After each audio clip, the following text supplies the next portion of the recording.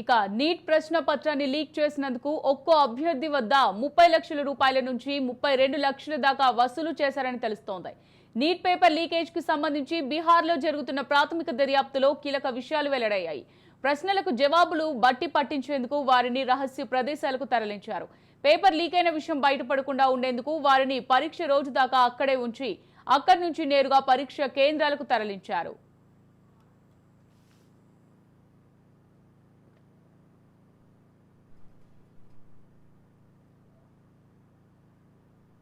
ఇక ఈ కేసులో అక్కడ అరెస్ట్ అయిన 14 మంది నిందితులు ఈ మేరకు బీహార్ పోలీస్ శాఖకు చెందిన ఆర్థిక నేరాల విభాగానికి వాంగ్మూలం ఇచ్చారు. వారు వెల్లడించిన వివరాల ఆధారంగా చూస్తే 13 మంది అభ్యర్థులను గుర్తించిన ఈఓయూ అధికారులు 4గురిని ఇప్పటికే అరెస్ట్ చేశారు. ఈ నెల 15న మరో 9 మంది నీట్ అభ్యర్థులకు నోటీసులు జారీ చేశారు. నీట్ పేపర్ లీక్ చేసిన సాల్వర్ గ్యాంగులతో వారికి ఉన్న సంబంధాల గురించి ప్రశ్నించేందుకు పట్నాలోని తమ కార్యాలయానికి సోమ మంగళవారంలో రావాల్సిందిగా ఆదేశించారు.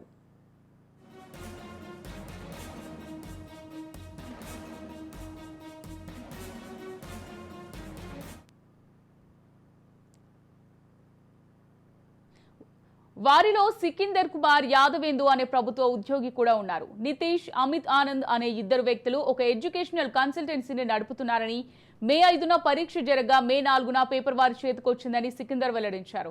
వెంటనే వారు ఆ పేపర్ కోసం డబ్బు చెల్లించిన అభ్యర్థులను పాట్నాలోని రామకృష్ణనగర్లో ఓ రహస్య గృహానికి రప్పించి వారిని అక్కడే ఉంచారని వివరించారు. సికిందర్ ఇచ్చిన వాంగ్మూలాన్ని నితీష్, అమిత్ ఇద్దరు ధృవీకరించారు. నీట్ ప్రశ్నపత్రం లీక్ కావడంలో తమ పాత్ర ఉందని ఒప్పుకున్నారు. ఆ ప్రశ్నపత్రాలు ఇవ్వడానికి ఒక్కో అభ్యర్థి నుంచి 30 లక్షల నుంచి 32 లక్షల దాకా వసూలు చేసినట్టు చెప్పారు.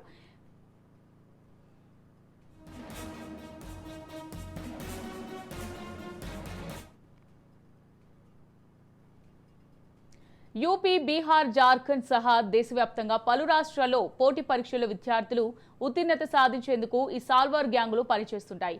వీరికి విస్తృతమైన నెట్వర్క్ ఉంటుంది. నీట్ పరీక్షనే ఉదాహరణగా తీసుకుంటే వీరు నీట్ పరీక్ష కేంద్రాల సూపరింటెండెంట్లకు భారీగా డబ్బు ఆశ చూపి వలలో వేసుకుంటారు. ఆయా సూపరింటెండెంట్లు ప్రశ్న పత్రాలు తమ వద్దకు రాగానే వాటిని సాల్వర్ గ్యాంగులకు చేరవేస్తారు.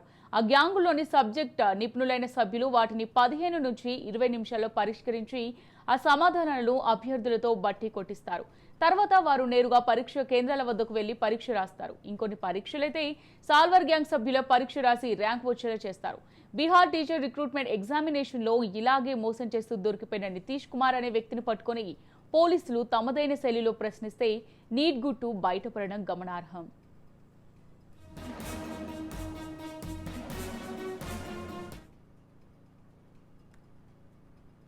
నీట్ పరీక్షను రద్దు చేసి మళ్లీ కొత్తగా పరీక్ష నిర్వహించాలంటూ ఎన్టీఏకి ఆదేశాలు ఇవ్వాలని, ఈ అవకతవకలపై సుప్రీంకోర్టు పర్యవేక్షణలో సీబీఐ దర్యాప్తు జరిపించాలని కోరుతూ 20 మంది విద్యార్థులు సుప్రీంకోర్టును ఆశ్రయించారు. అంతేకాదు ఈ పరీక్షలో 620కి మించి స్కోర్ సాధించిన వారి విద్యా నేపథ్యాన్ని పరిశీలించేందుకు కోర్టు అపాయింటెడ్ కమిటీ లేదా స్వతంత్ర సంస్థతో పోస్ట్ ఎగ్జామ్ అనాలిసిస్ జరిపించాలని వారు అందులో విజ్ఞప్తి చేశారు.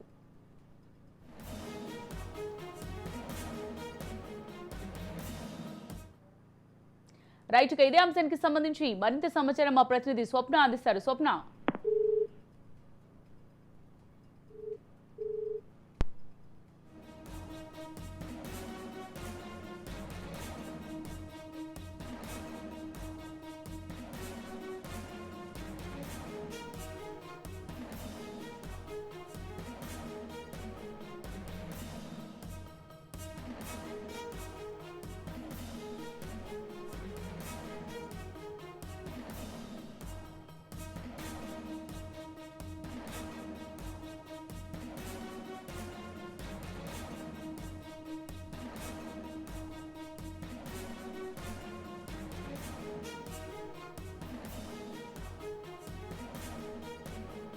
రైట్, ఇదే అంశానికి సంబంధించి మరింత సమాచారం మా ప్రతినిధి స్వప్న అందిస్తారు. స్వప్న, నీట్ ప్రశ్న పత్రాన్ని లీక్ చేసినందుకు ఒక్కో అభ్యర్థి దగ్గర 30 నుంచి 32 లక్షల దాకా వసూలు చేసినట్టు తెలుస్తోంది. నీట్ పేపర్ లీకేజ్ కి సంబంధించి బీహార్లో జరుగుతున్న ప్రాథమిక దర్యాప్తులో కూడా కీలక విషయాలు వెల్లడైనట్టుగా తెలుస్తోంది. మరి దీనికి సంబంధించి పూర్తి అప్డేట్స్ ఏ విధంగా ఉన్నాయి స్వప్న?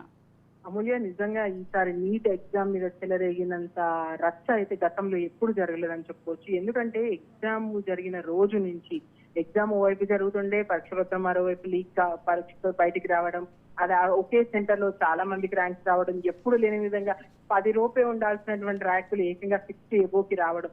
సో ఇవన్నీ కూడా అనేక అవకతవకలు జరిగాయి. ఇప్పటికే సుప్రీంకోర్టులో అనేక పిటిషన్లు దాఖలయ్యాయి. దాని మీద జరుగుతుంది. మరోవైపు కమిటీ వేశారు, ఎన్టీఏ కూడా ఇదే చెప్తుంది. సో ఈ నేపథ్యంలో ఇప్పుడు ప్రతి ఒక్కరూ విస్మయం గురి చేస్తుందని చెప్పాలి. ఎందుకంటే ఒక్కొక్క అభ్యర్థి నుంచి 30 నుంచి 32 లక్షలు తీసుకొని నీట్ పేపరు లీకేజ్ చేశారు అని చెప్పేసి అయితే సంచలన విషయాలు అయితే బయటపడడం జరుగుతుంది. వారందరినీ రహస్య ప్రదేశాల్లో ఉంచి వాళ్ళకు జవాబులు ఇచ్చి ఆ తర్వాత అక్కడి నుంచి పరీక్ష కేంద్రాలకు వాళ్ళే తీసుకొచ్చారని మే 4న ఈ మూటా చేతి ప్రశ్నపత్రం వచ్చిందని చెప్పి దాదాపు 13 మంది అభ్యర్థులు దీనికి సంబంధించి ఈ పత్రాన్ని తీసుకున్నారని, వీళ్ళ నుంచి ఇంకా చాలా మందికి వెళ్ళాయని చెప్పేసి అయితే ఇన్ఫర్మేషన్ వస్తుంది. సో దాదాపు 15 మరణ మొత్తానికైతే 9 మంది నీట్ అభ్యర్థులకు ఇప్పటికే నోటీసులు పంపించారని చెప్తున్నారు. సో దీనికి సంబంధించి ఇప్పటికే దేశవ్యాప్తంగా సమ్మెలు చేస్తున్నారు, ఎగ్జామ్ కండక్ట్ చేయాలని చెప్తున్నారు.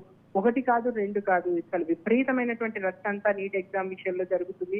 ఈ ఎన్టీఏ ఏం చేస్తుంది? ఇప్పటికైతే మళ్ళీ ఎగ్జామ్ కండక్ట్ చేయలేము, ఎవరైతే ఎక్కువ మార్క్స్ వచ్చాయి 62 మెంబర్స్ ఎవరైతే ఉన్నారో వాళ్ళు కాకుండా ఎవరికైతే ఎక్కువ అంటే మార్క్స్ కొంచెం అడిషనల్ మార్క్స్ యాడ్ చేశారు కాబట్టి ఆ 1200 మందికి సంబంధించి ఎగ్జామ్ కండక్ట్ చేస్తామంటుంది. సో ఎందుకు ఇన్ని అవకతవకలు జరిగాయి? ప్రశ్న పత్రం ఎట్లా లీక్ అయింది? లీక్ అయితే ఏం చేశారు? ఎగ్జామ్ జరుగుతుంటే లీక్ అయింది, దానికి ఎగ్జామ్ లోపల ఉన్నటువంటి సంబంధం లేదన్నప్పుడు ఇప్పుడు వస్తున్నటువంటి వార్తలు ఏంటి? సో వీటన్నిటి మీద కూడా సమగ్ర దర్యాప్తు జరగాల్సింది. ఇప్పటికే కోర్టు ఈ విషయంలో కలుగజేసుకుంటుంది. కోర్టు కూడా విద్యార్థుల భవిష్యత్తే ముఖ్యం అని మాట్లాడుతుంది. కాబట్టి చూడాలి ఓవరాల్ గా దీని మీద ఎలాంటి వస్తుందో. ఏదేమైనా కానీ ఇది చాలా పెద్ద ఎత్తున జరిగినటువంటి విషయం. ఇది చిన్న విషయం అయితే కాదు, దేశవ్యాప్తంగా సంచలనం సృష్టించే విషయము, విద్యార్థుల భవిష్యత్తుకు సంబంధించినటువంటి విషయం. కాబట్టి దీని మీద ఇంకా సమగ్ర దర్యాప్తు అయితే జరగాల్సిన అవసరం అయితే మనకు కనిపిస్తుంది. స్వప్న, మరి చూసినట్టయితే కొంతమంది విద్యార్థులు అయితే ఎగ్జామ్ మళ్ళీ రీకండక్ట్ చేయాలని కోరుతున్నారు. మళ్ళీ రీకండక్ట్ చేసి ఎప్పుడుండే అవకాశం ఉంది? అలాగే ఇలా పేపర్లు అంటే ఇప్పుడు జరిగినట్టు ఇంకా భవిష్యత్తులో జరగకుండా ఉండేందుకు అధికారులు ఎలాంటి చర్యలు తీసుకుంటే బాగుంటుంది అనుకోవచ్చు? మీరన్నట్టు అమూల్య, ఎగ్జామ్ ఎవరైతే 200 మెంబర్స్ కి సంబంధించి అంటే గ్రేస్ మార్క్స్ యాడ్ చేశారు కదా, వాళ్ళకైతే ఎగ్జామ్ కండక్ట్ చేస్తా అని ఎన్టీఏ అయితే చెప్పింది ఇప్పటివరకు ఉన్నటువంటి సంబంధించి. అయితే దీంట్లో ఇప్పుడు ఎగ్జామ్ ఎప్పుడు కండక్ట్ చేస్తారు ఏంటి అనేది అయితే క్లారిటీ ఇవ్వలేదు. ఎందుకంటే ఇప్పుడు వీళ్ళు ఇచ్చినటువంటి కమిటీ ఇచ్చిన రిపోర్టు, అదేవిధంగా సుప్రీంకోర్టు నుంచి వచ్చిన పిటిషన్స్ అన్ని మళ్ళీ సుప్రీంకోర్టులో ఇంకొకరు కేసు వేశారు, దాని మీద కూడా దర్యాప్తు నడుస్తుంది. ఇప్పుడు మళ్ళీ పోలీసులు ఒక విషయాన్ని బయటకు తీసుకొచ్చారు, పేపర్ లీక్ అయిందని చెప్పేసి.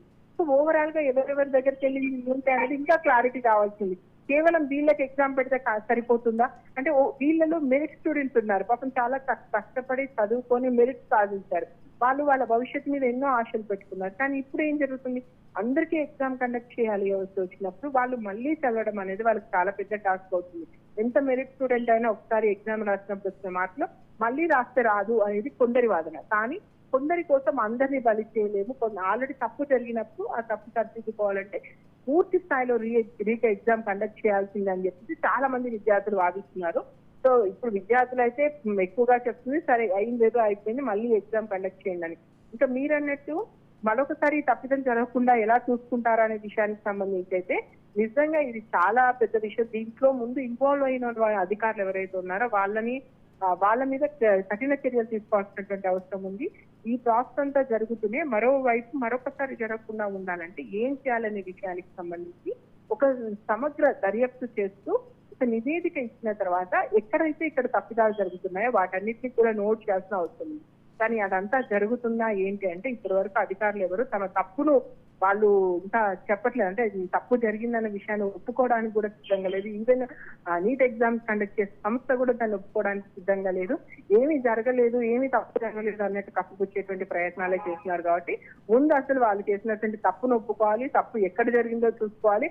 ఆ తప్పు జరగకుండా ఉండాలంటే ఏం చర్యలు తీసుకోవాలి? దీని మీద ఈవెన్ సుప్రీంకోర్టు ఇన్వాల్వ్ అయ్యే అవకాశాలు ఉన్నాయి అనేటువంటి టాక్ కూడా వస్తుంది. కాబట్టి వన్స్ కోర్టు జోక్యం చేసుకుని ఏమన్నా దీనికి సంబంధించి స్టాండర్డ్ గా ఇంకోసారి జరగకుండా ఉండడానికి ఏం చేస్తుంది, లేదా కేంద్ర ప్రభుత్వము ఏమన్నా చర్యలు తీసుకుంటుందా, ఎక్కడ జరుగుతుంది అని మరొకసారి ఇలా జరగకుండా ఉండడానికి. దీని మీద మాత్రం ప్రస్తుతము హై లెవెల్ కమిటీ అయితే ఒక రిపోర్టు వేసి ఒక రిపోర్ట్ ఇచ్చి దాన్ని క్షుణ్ణంగా పరిశీలించి మరొకసారి ఇలాంటి తప్పులు జరగకుండా చూసుకోవాల్సిన అవసరం ఉంది.